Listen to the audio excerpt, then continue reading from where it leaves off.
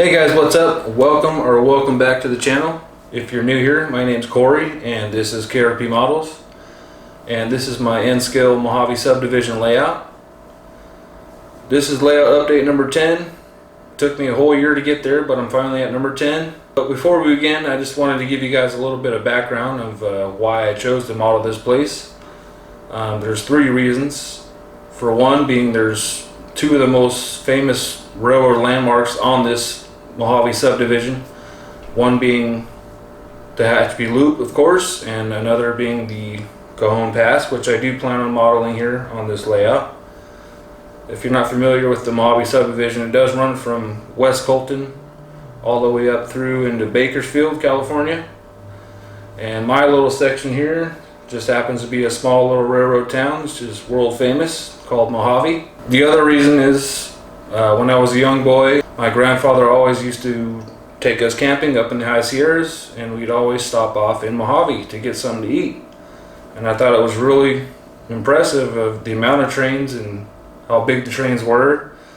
And I just thought it was really cool, and I think I fell right in love with trains right then and there. The third being, when I got back into model railroading in my mid-20s, I used to model an HO when I was younger.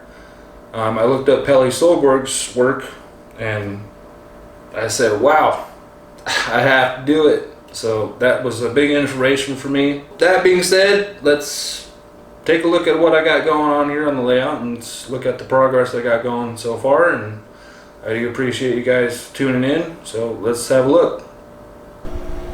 Alright guys, so we'll start here at the engine maintenance facility. I got the Stewart Products sanding and refueling stuff all mounted and ready to go. The hoses hanging down with only a hair threshold of clearance, and that was pretty difficult to get done, but all in all it looks really good. I'm happy with it. If you guys may recall from my last video on how I make my N-scale roads, you might have noticed that all this was asphalt. I was kind of digging it at the time, but I obviously decided to change it to my original plan to have everything concrete. So I did the fueling pads as if they were cut up and replaced in like a newer slab of concrete. That's not asphalt. So over here at the engine facility itself, on the right, I do plan on putting some storage tanks there. Of course, you gotta have the blue room. I did some weathering here on the tracks and some safety striping, and I got a little storage track there for some wheel sets, and of course some rip tracks right over here. Okay guys, so moving away from the engine facility here, we have the Oak Creek Road overpass. First off, we have Osborne Model Kits guardrails here, and if you're wondering about the fencing I've done, it's just scratch built out of a brass rod and ribbon that you can get from your local Joann's or craft store. Another reason why I haven't been able to get a video out is I've been working on this, taking all my free time, but I think it was worth it. If you look at the prototype, which I'll show you now, it's pretty dead on.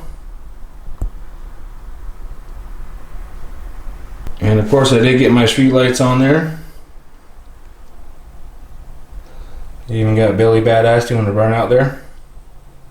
So if you recall, I did have to feed the wires down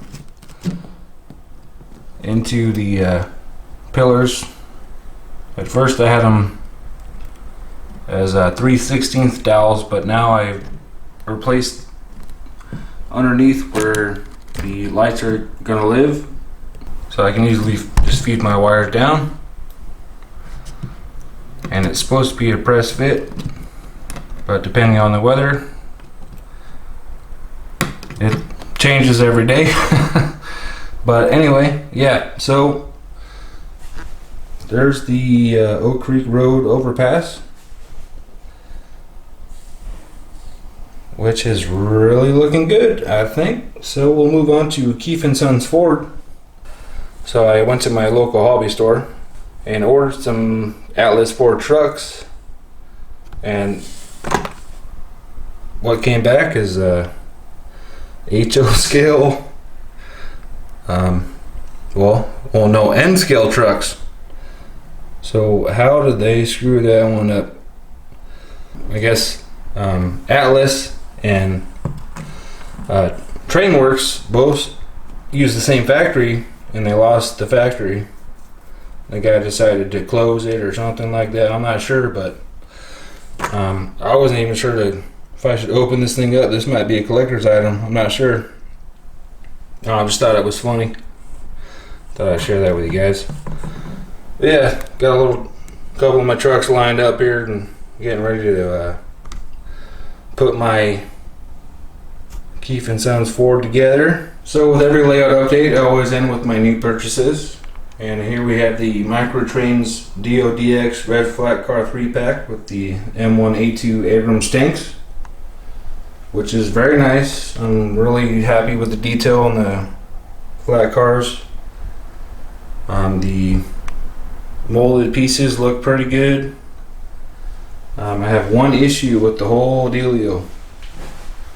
As you may or may not know, I'm trying to build a military tank. Did I say trank? I meant tank. No, I meant train. There we go. Train. So as you can see in the instructions here, everything looks pretty good, pretty detailed. Am I doing the mini review right now? I think I am.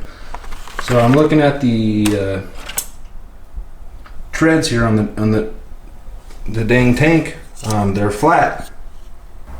No treads on the tracks. What's going on with that, Microtrains? I bust out my old GHQ model here.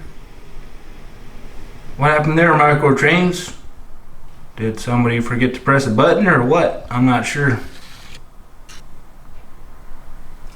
But anyway, it looks like a good kit, and I'll definitely be putting it together. I'm just not too happy about the tread situation, but the flat cars look nice, and I'll definitely be showing those off soon. Okay, so that's layout update number 10. I really do appreciate you guys watching. If you don't want to miss anything on this layout, make sure and subscribe and hit that bell icon so you don't miss any videos. Okay, so I will catch you guys on the next one. Thank you for watching. This is KRPmodels. I'll see you on the next one.